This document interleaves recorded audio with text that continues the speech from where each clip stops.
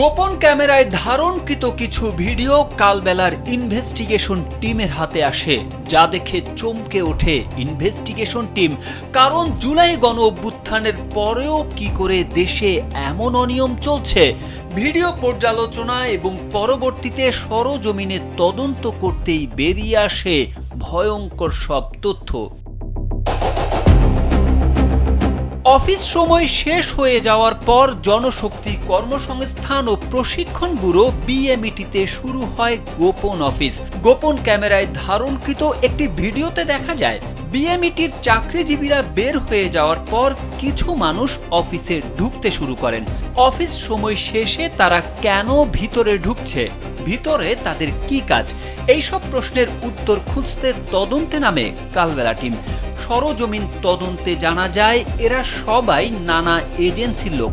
সন্ধ্যার পর সক্রিয় হয়ে ওঠে অসাধু সিন্ডিকেট। অনেক ক্ষেত্রে সরকারি কর্মকর্তাদের চেয়ারে বসে নিজেরাই কাজ করেন রিক্রুটিং এজেন্সির মালিকরা। অথচ জনশক্তি কর্মসংস্থান ও প্রশিক্ষণ ব্যুরো বিএমইটির বহির্গমন শাখা মূলত বিদেশগামী কর্মীদের নিরাপদ, বৈধ ও সুশৃঙ্খল কর্মসংস্থানের দায়িত্বে নিয়োজিত। এ শাখাটি রেস্ট্রিক্টেড এরিয়া ঘোষণা করা হয়েছে, যেখানে সাধারণের প্রবেশ নিষেধ এবং প্রতিটি ফাইল যাচাই করা হয় নিয়ম মাফিক। কিন্তু অফিসের নির্ধারিত সময় শেষ হতেই চিত্র বদলে যায়। অনেক এজেন্সির সৌদিতে কর্মী পাঠানোর অনুমোদন নেই, তবুও তারা অসংখ্য শ্রমিক পাঠাচ্ছে। সহায় সম্বল বিক্রি করে স্বপ্ন দেখা প্রবাসীরা প্রতারণার শিকার হচ্ছেন। সরকারি সার্ভারে অসাধু চক্রের অবাধ প্রবেশের ফলে নাগরিকদের তথ্য ঝুঁকির মধ্যে পড়ছে। নিয়ম, নিরাপত্তা ও স্বচ্ছতার মুখোশের আড়ালে এই অনিয়মের আসর চলছেই।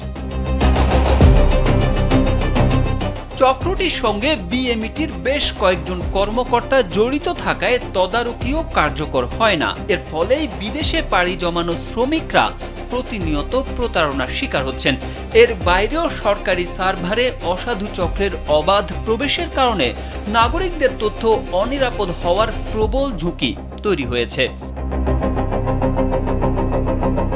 তারেক আহমেদ, কালবেলা।